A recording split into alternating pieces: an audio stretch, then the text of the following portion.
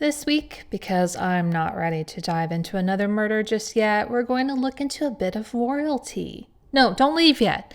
This one, quite intriguing and scandalous. As an American, I know way more about the British royal family than I should, but that's not where we're going. We're going just a bit further across the pond, up the coast a bit, and into Belgium.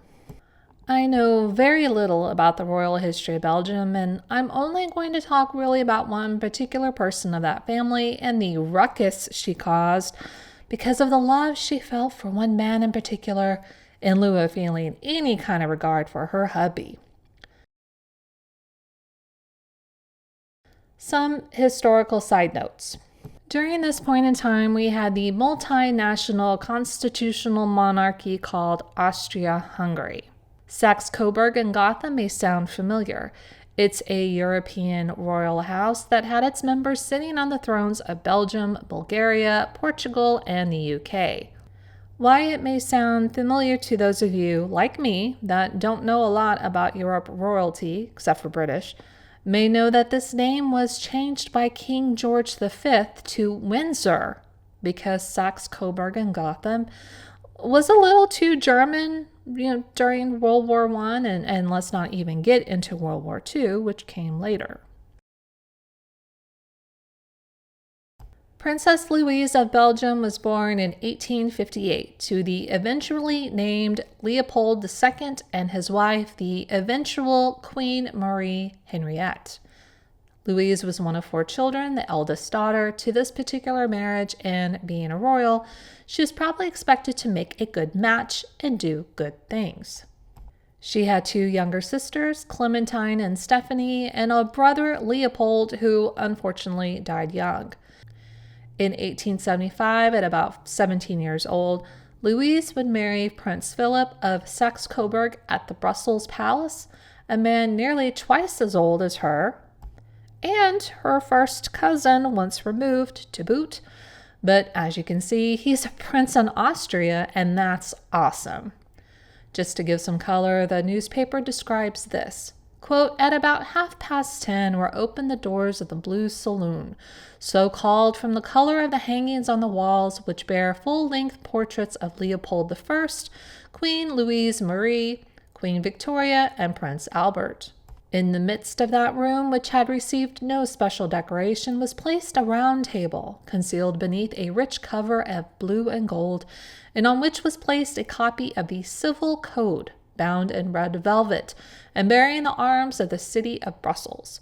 That volume is in itself a curiosity, as it was printed in 1804 at the end of the French Republic, and when Napoleon I was first consul, end quote. That's from the New York Herald, February 21st, 1875.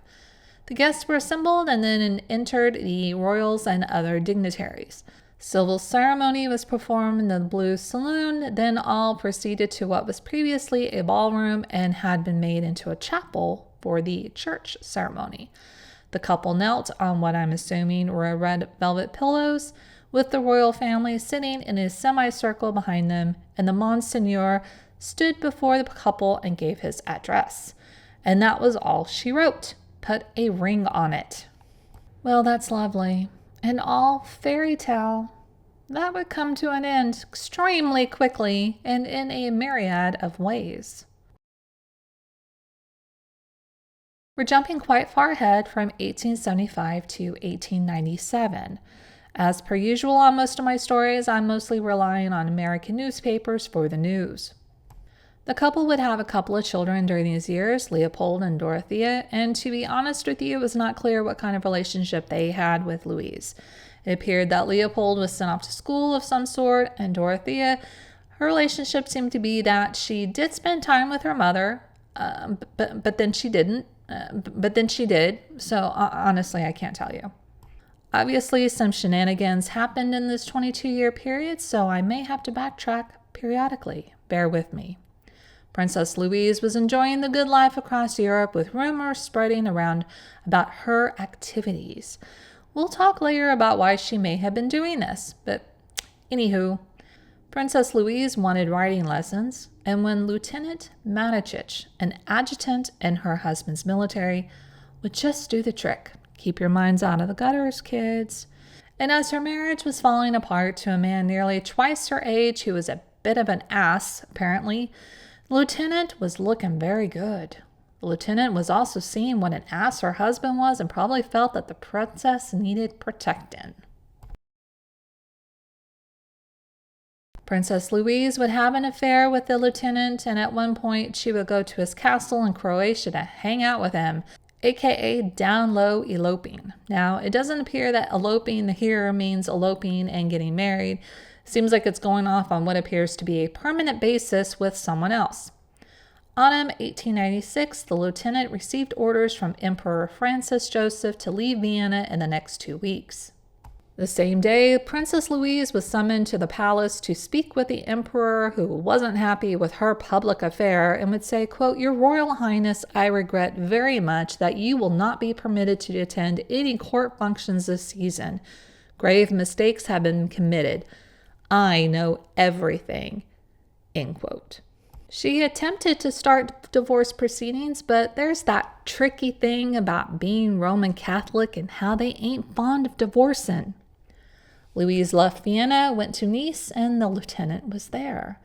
Prince Philip, the one she was married to, took a while. Allegedly, he was afraid if he made too much of a fuss, his own shortcomings would come out. But finally fought a duel with the lieutenant.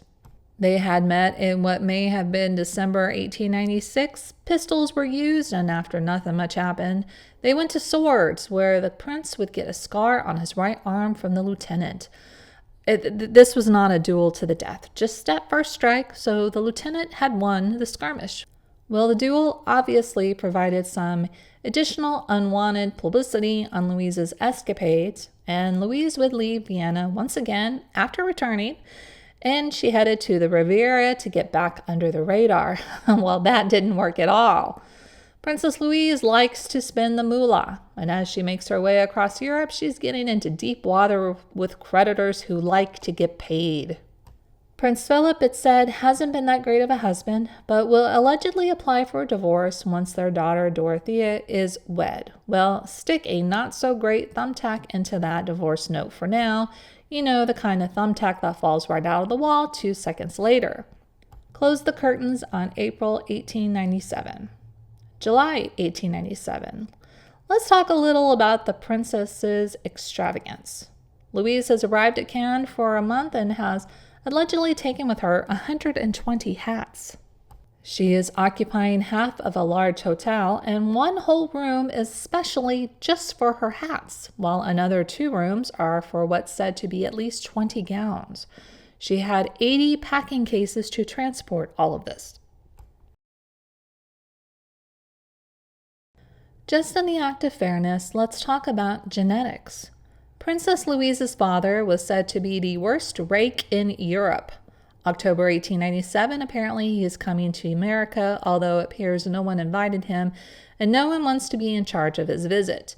According to this newspaper, the Indianapolis Times, October 10, 1897, quote, "At 62, he is the most dissolute man in Europe. He launched Cora Pearl, the notorious beauty. He is snubbed by Queen Victoria. He is too bad for the Prince of Wales. He helped to make Cleo de Merode famous.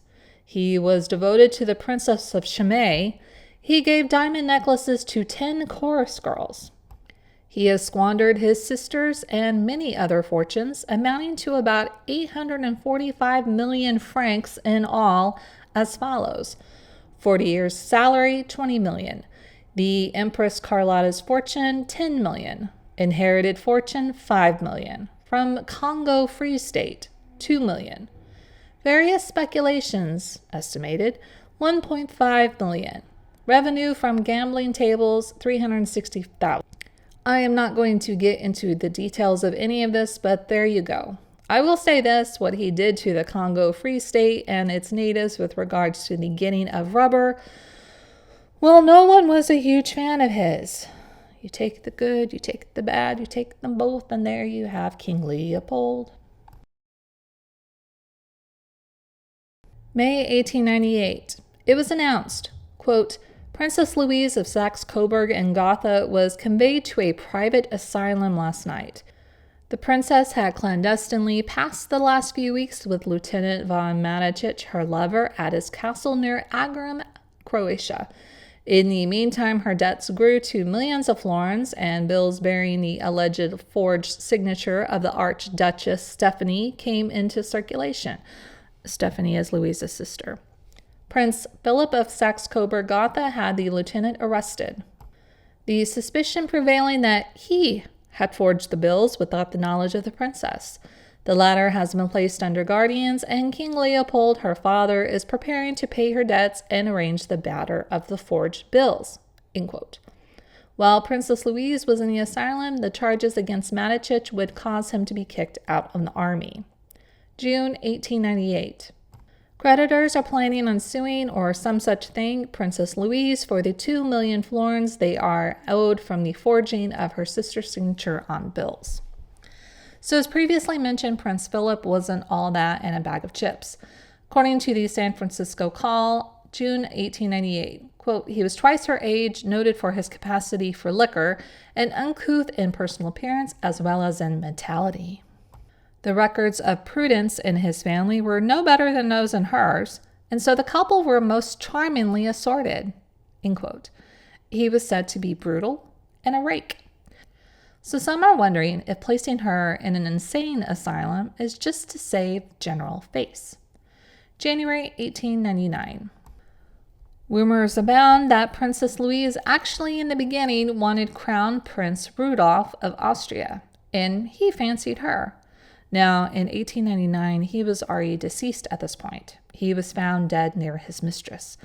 True circumstances as to their deaths, still truly unknown. Anyway, when that happened, he was married to Princess Louise's sister, who was early on fancied by Princess Louise's husband, Philip. You know, if people just had talks with each other about who preferred who, would people have been happier? February 1899. Louise continues to be in a private asylum in Vienna. Lieutenant is imprisoned for what appears to be 5 years of hard labor. March 1899. Louise has had a son while in the asylum. No one's doubting it's the lieutenant's. But I will say, finding much of any information about this is extremely difficult. The Times, March 19, 1899. Quote, whatever the Princess Louise may be, however, the world should not judge her too harshly. She is but what fate has made her, and whether she be mad or bad, or a little both, the blame should attach to the conditions that had made such a woman out of an innocent girl whose life, before she came into close relations with her father and the brute whose name she bears, was devoted entirely to religious things. Balzac has said that there is just as much mad in the upper classes as in the lower, only in the former it is gilded. The princess was 17 years old when she was married to her cousin. He was old enough to be her father, a man who looked like a brewer and acted like a fool. He had been born with the same hereditary taint in his blood. Such a marriage could only be fraught with the most direful consequences. Even when the princess returned to the home of her youth with her face and shoulders cut and bruised from the horse whip that had been wielded by her husband, her father would not consent to a separation. End quote. She would beg for a divorce. Her husband would laugh at her. She called him names. He whipped her yet again, which was becoming routine, it seemed. Quote, when Princess Louise was simply running over Europe with her husband's adjutants, gossip said that she was bad. Now they say that she is mad. But mad or bad, it is not difficult to see what made her so. End quote. April 1899. Allegedly, the rumors about Louise going mad are illustrated by stories that her memory is just about gone. She doesn't ask about her family or relatives. She walks around her apartment and cuts out little paper patterns to pass the time. October 1899. Louise's younger sister Stephanie has remarried after being made a widow. Apparently, the relatives aren't happy about her marriage to Count Lanyol. But Stephanie doesn't care, and there you go. He's younger than her, which is quite a change from most of these stories that we hear about. February 1902. It's said there is a campaign to get Matichich out of prison, for which he has been in prison for 3 years now. Louise is still in the asylum. Though everyone seems to agree that the princess is the one that forged her sister's signature on the bills, Matichich was accused of it by Prince Philip, found guilty, and imprisoned. But in the military trial, it was said that he was the one that had forged the sister's signature and not that of Louise's, and so put in prison. June 1902. Quote, she principally insists on eating much, not in quality, but in quantity, on dressing conspicuously, sometimes painting, sometimes playing the piano. She has lost her elegant figure and regal carriage, and does not always observe the manners of good society. End quote. Now let it be said that though Louise is in asylum, this ain't your creepy, crawly, haunted Penhurst or Waverly asylum you may be thinking of. She's got her own one-floor villa to stay in, surrounded by large trees and 2 large verandas. She's allowed to drive a gig around with an attendant, I believe, and goes into Dresden to make purchases. September 1902. Matichich has been pardoned by Emperor Francis Joseph and will be released from prison. December 1902. The lieutenant was released from prison a few months earlier, and he declared on his release that Louise was sane and his life's work would be to get her released from the asylum. Apparently, recently he went to the asylum and scouted it out. He intercepted the princess while she was out driving. Her asylum attendant was bribed, and she said she would help the couple with their escape. The princess would return to the asylum and meet the attendant the next day, but the attendant was a tattletale, told the authorities, and now the princess is under heavy scrutiny. Countess Donnersmarck went to the Lindenshof asylum to see Louise and let her know that her mother, the queen, had passed away. Quote, I can remember the princess as a very attractive girl, not beautiful, but very comely, with plump, rosy cheeks, a good figure, and a wealth of golden hair. Now I saw her old, faded, and heartbroken, her hair grown thin and gray, her face and her eyes hollow with a frightened expression, her figure bent. She evidently is in a state of great physical exhaustion and takes no care of her personal appearance. When we saw her, she was wearing a dirty, ragged, old pink dressing gown, and her hair looked as if it had not been dressed for days. End quote. Leopold, it was said, would refuse to let Louise into the church where her mother lay dead. Her pa, the king, ain't happy with her and would never be happy with her again. February 1903. Herr Dzerzhinsky, Polish leader, said that Prince Philip was a criminal in reference to the imprisonment of the lieutenant. The Herr said that while in prison, the lieutenant drew up a formal accusation charging Philip with forcing Louise into an asylum and encouraging the advances of the late Baron Hirsch, and with having Louise ask the Baron for money. This ain't the prince's first rodeo in being told off before. He was held up before the public for years as being a terrible example of the European courts. While at Bonn studying, he frequently showed off his talent for drinking more beer than any other man. Now, this isn't really that odd of a thing when you're in college, royal or not. Prince Philip allegedly insulted Louise at the wedding feast to the point where she locked herself in a room for weeks, and he apparently enjoyed humiliating her. Though she wanted a divorce even early on, obviously this was a hard sell for the king. The smarmy Prince Philip supposedly would bring in his favorite ladies and parade them before Louise. Once Louise stood up for herself, he asked for his riding whip and whipped her until she bled. She went to her parents with the sight, and it did nothing to allow for the divorce. You would think Philip would want the divorce. I mean, he's a prince too, but she had money. At one time anyway. November 1903. Louise is still imprisoned, but is out and about, touring Italy with her doctor and an entourage of servants. Apparently, some are fat-shaming her. Quote, if she is insane, she must be crazy on the subject of sweetmeats and other dainties. End quote. Girl, same. April 1904. Prince Philip apparently wrote a letter to a newspaper in Vienna talking about how wonderful he is in paying back his wife's debts that she's accrued, that she cost him nearly 72,000 francs a year, and he's paid her debts in the amount of 3 million francs. He does not state to whom he has made these payments. He does not have her sequestered, that her mind frailties are well documented, but she's still out and about taking trips. He claims that he had nothing to do with that criminal proceeding back in the day against the lieutenant. He just declined to interfere with the prosecution since he had fought and lost that duel. So how did the lieutenant get released? At the request of the Emperor of Austria, who had realized just exactly what kind of BS was going on behind the scenes, no doubt involving Prince Philip. Apparently, Louise wrote about some of her experiences in life, which the lieutenant intends to publish, and which Vienna intends not to have it made public there.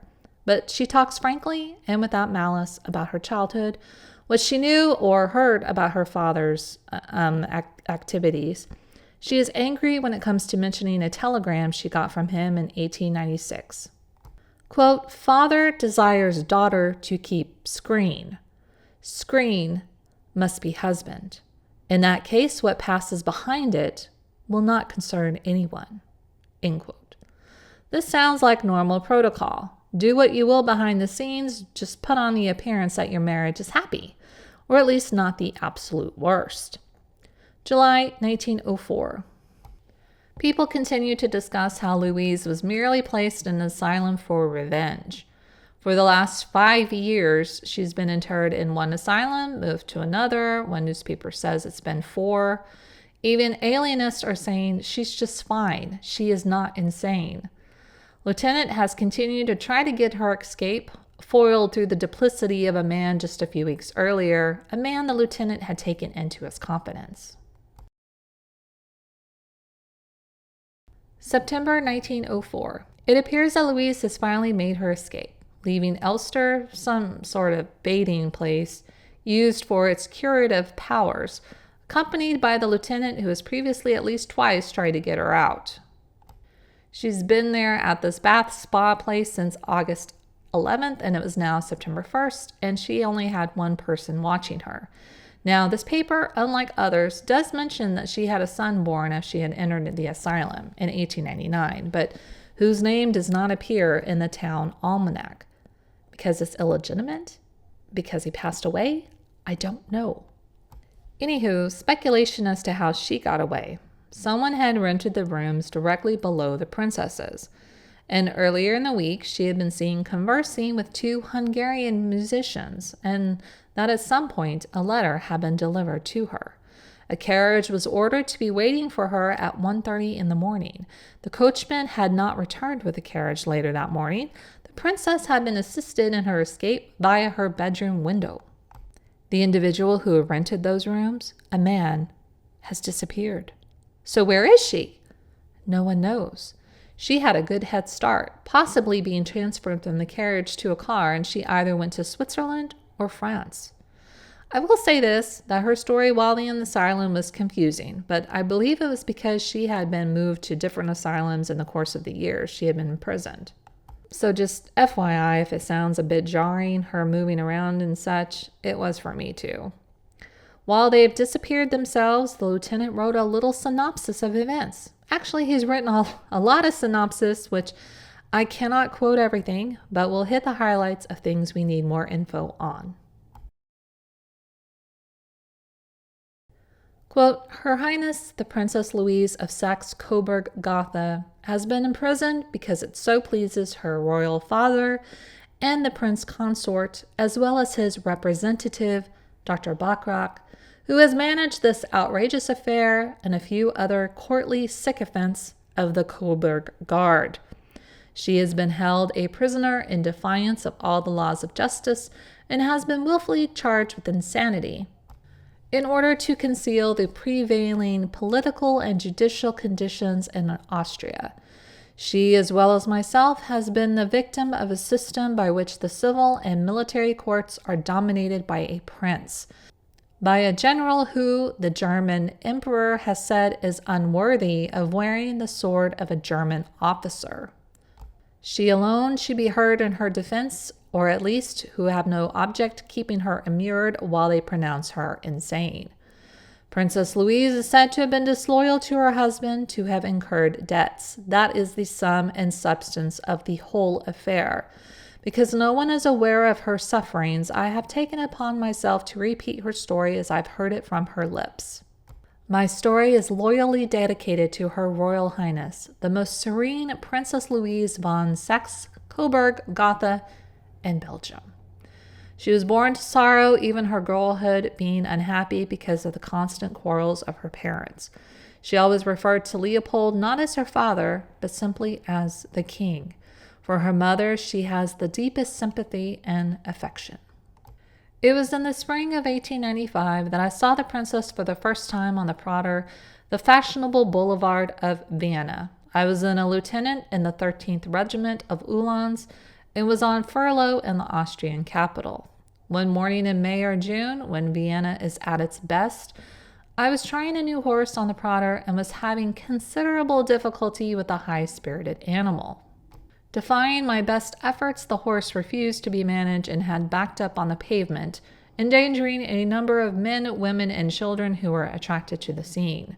I was trying my best to get the horse back into the street when a carriage containing the Princess Louise and her lady-in-waiting, Countess Sermange, was driving up. On glancing at the princess and feeling her eyes resting upon me, a strange, indescribable sensation took possession of me. I momentarily forgot my horse and came near paying for my negligence with my life as the animal lashed out with its heels and only missed striking me by a few inches. In a fraction of a second, barely the time required for us to exchange glances, my whole being underwent a transformation.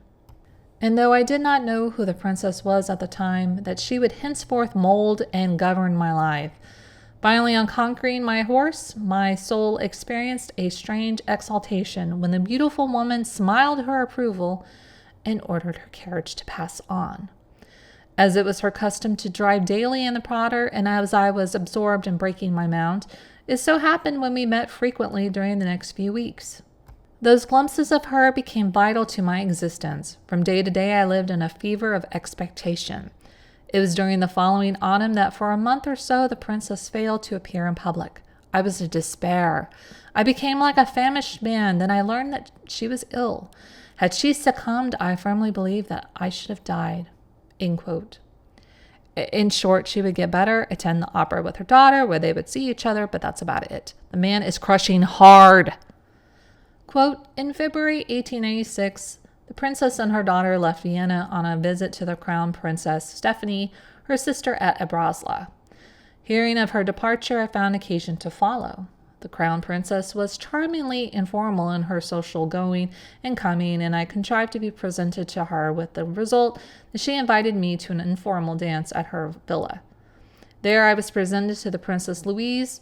There I saw her at close quarters and conversed with her for the first time, and although I had seen her every day for months. End quote. He goes on for a bit talking about what a you-know-what Stephanie was later in life with regards to Louise. Quote, returning to my meeting with the Princess Louise, we soon found that horses were of mutual interest to each other.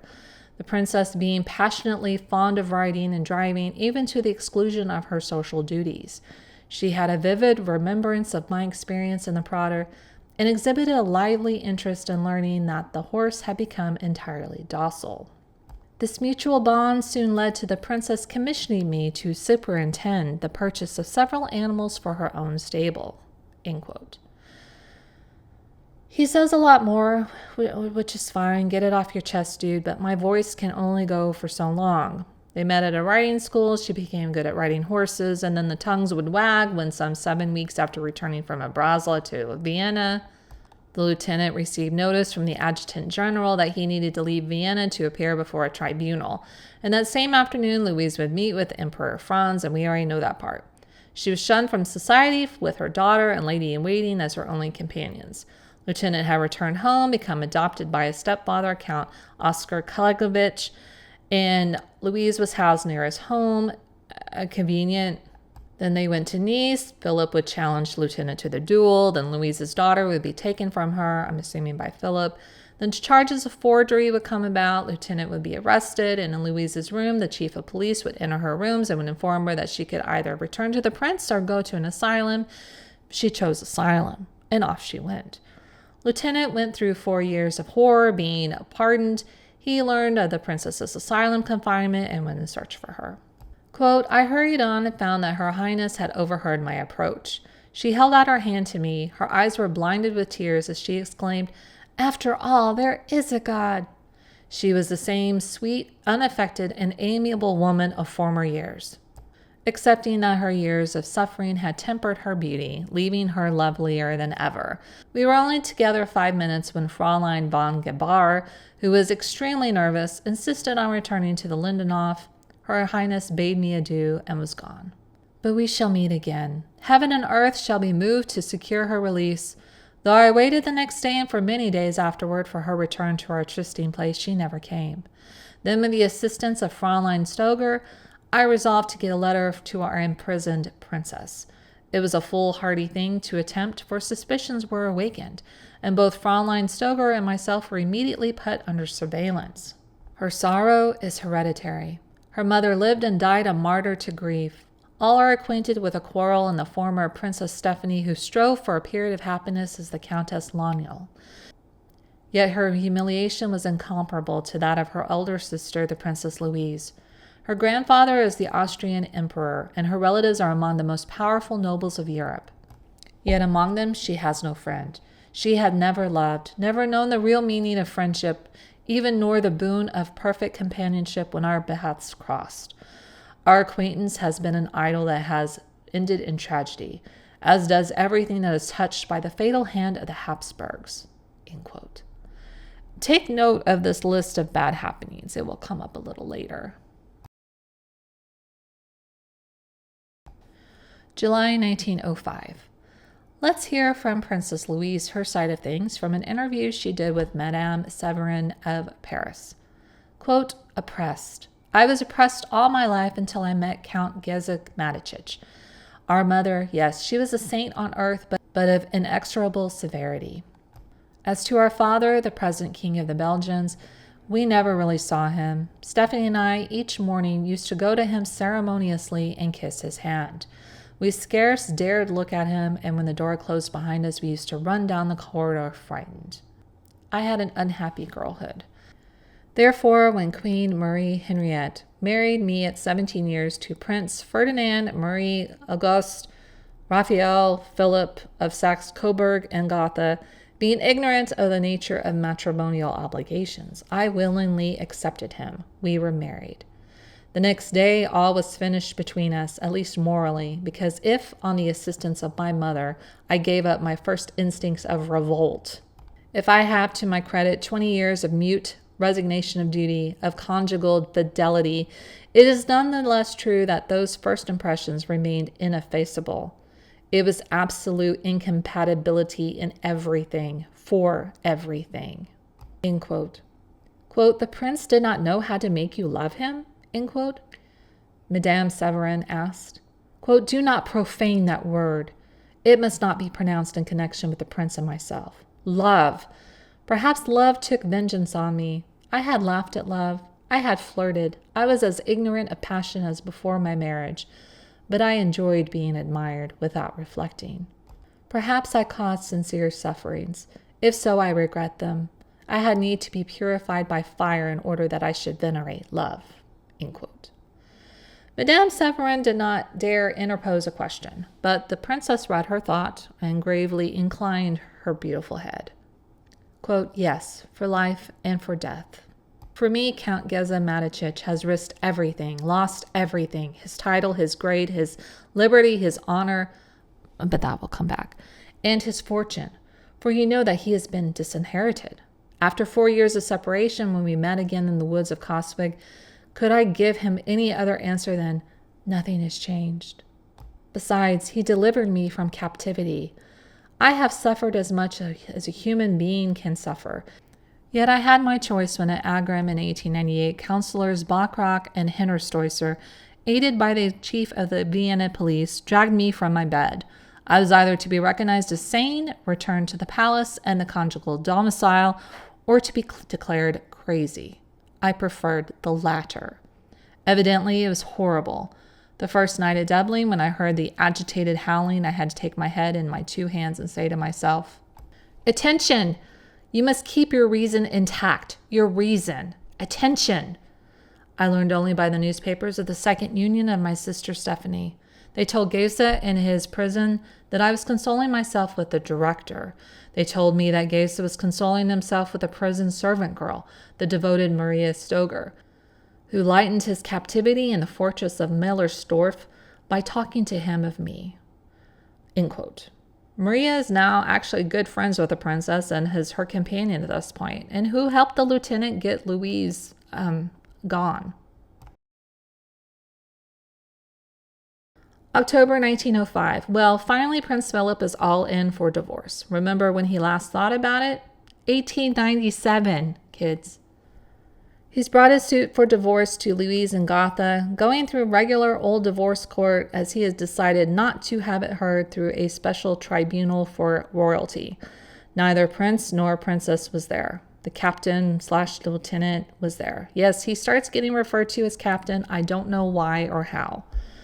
The president, I'm not sure of what, but I'm assuming of the court, wants them to reconcile. Like, not in the way that they have to live together again, but to agree to a happy separation and all parties happy with the agreed upon agreement. Philip, though, wants an absolute divorce. He is finally done. His bills of complaint, of course, mention her elopement with Captain Lieutenant and her extravagant spending. January 1906. Louise and Philip are officially divorced by mutual consent. Louise will pay the costs of the divorce proceedings. Philip will pay her $100,000 right off the bat and $20,000 annually.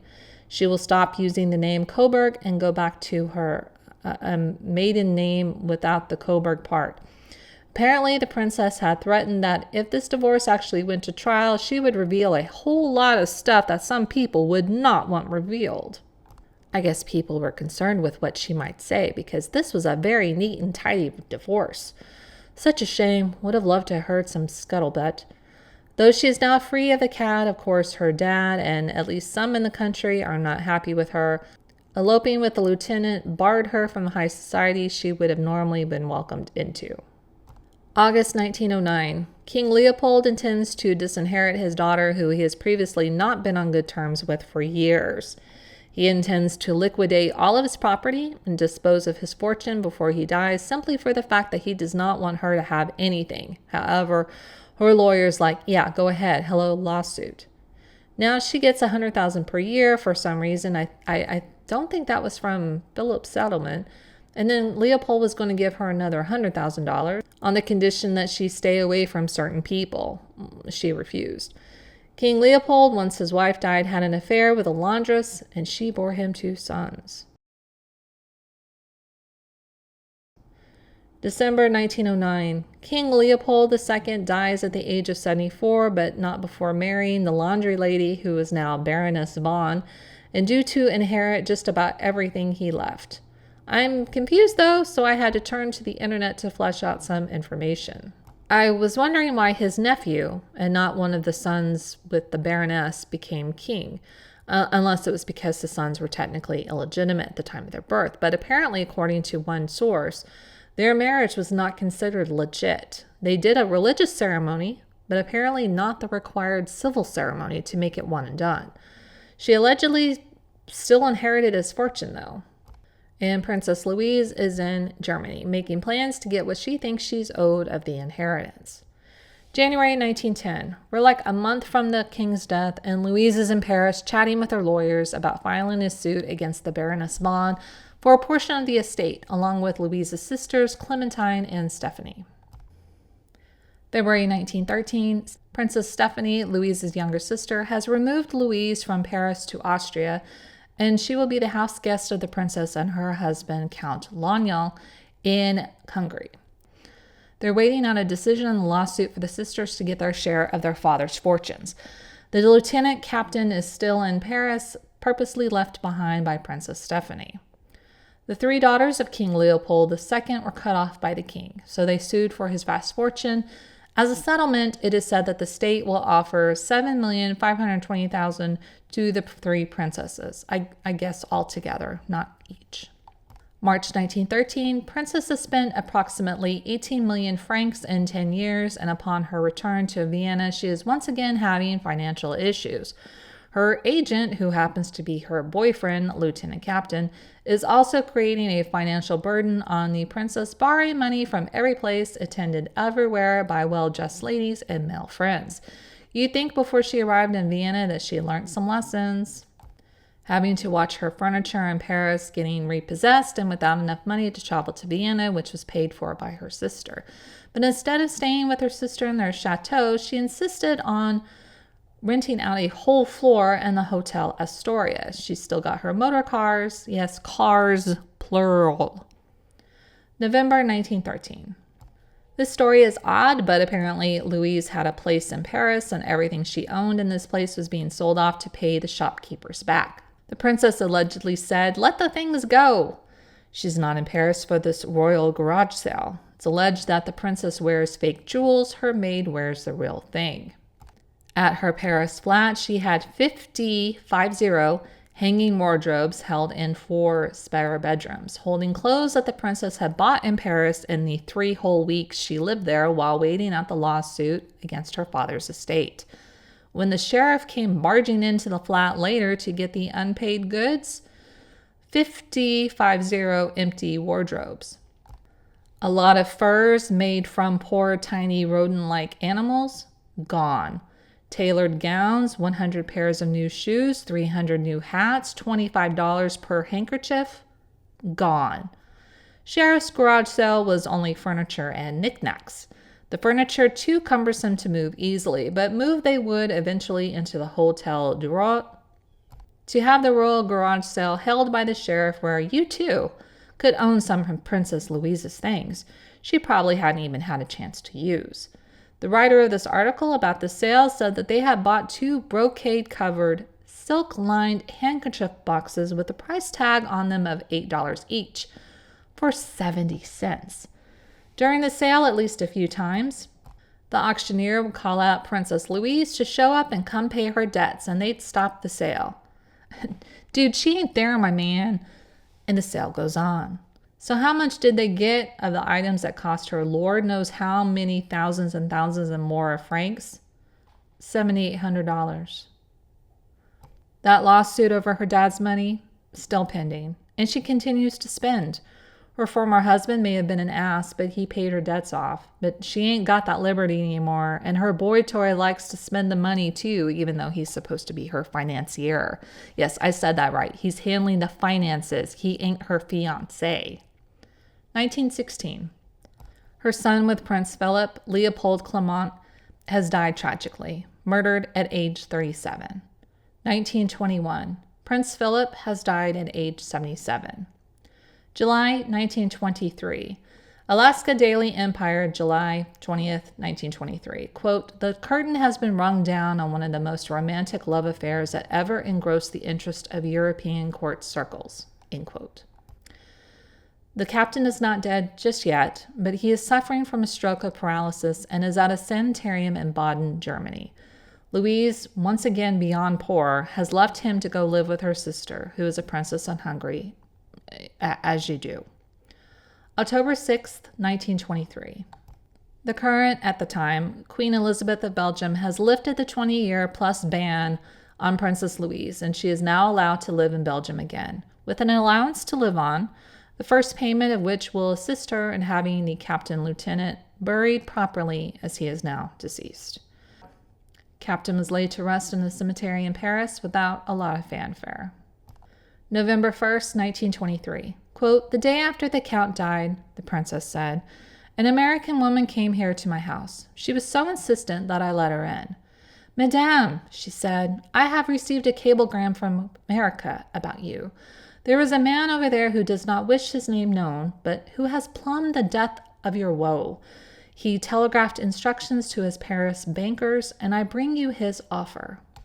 He wants you to put flowers for him on Count Matich's tomb in hopes that the rest of the sum will help you during the first day of your mourning. The princess would say, well, it kept me for 8 days, and it is because of gifts and presents that I still have a roof over my head, and that Matich was not born in a pauper's hearse to a pauper's grave. End quote. January 23rd, 1924. You want to go off the rails on a crazy train? Listen here. You've probably heard about curses of some sort. Voodoo curses, curses if you build on a former graveyard, the curse of the film Poltergeist. Well, apparently, King Leopold and his kin were cursed many years ago by a witch doctor because of the atrocities he committed in the Congo. The witch doctor allegedly said, quote, "To the 10th generation you and yours will suffer. Sorrow and death shall be your share. As our people died your slaves, so shall your people live in sorrow. As my people wept, so shall yours suffer." End quote. What atrocities, you ask? Among other things, I'm sure, that the king ordered his commanders to cut off the hands of the Congo natives when they were slacking on their rubber gathering duties and not meeting quota. The king and his wife and their marriage, not happy. Stephanie, his daughter, married that Prince Rudolph who had an affair with another woman and wound up dead alongside his mistress mysteriously. Stephanie, feeling not welcome by her dead husband's homeland, come back home. The queen died. The king had an entanglement with a laundress who would have 2 of his children and who he married as he died, leaving all his money to her, which of course caused lawsuits by his daughter, among many other things. March 1st, 1924. Princess Louise, 66, has passed away from a bout of double pneumonia that she had for about 10 days. Supposedly, she lost consciousness with the name of Matich on her lips and then later died. The princess, regardless of what had happened in her life, was supposedly still popular with the people of Belgium, and supposedly she would be buried in a manner befitting someone of her rank and as the daughter of the former king. From the San Antonio Light, March 19th, 1924, quote, "There is a famous fiction to the effect that all the world loves a lover. It does, in a way. It loves to read about lovers and revel in their joys and sorrows vicariously. It loves to smile upon them blandly if they are docile and conventional lovers, and then hustle them along towards becoming settled merry folks who have gotten over all that stuff. It loves also to destroy them if they happen to love contrary to the rules laid down by the community in which they happen to live." End quote. Louise is said to be a tragic example of one destroyed by the world's power. So, what do you think? Though I'm not condoning the affair, but come on, we hear time and time again about royal personnel doing all sorts of things in the names of just trying to have a happy day once in a while, when you're forced to do this, that, and the other for a life you didn't ask to have but were born into. And I know a lot of people don't have sympathy for anything or anyone royal. I get that. It's lovely to be able to think whatever we want to think about other things. So please like and subscribe. As per usual, not sure what I'll have for you next week. Either an earthquake or maybe a murder. Like and subscribe and stay tuned. See you.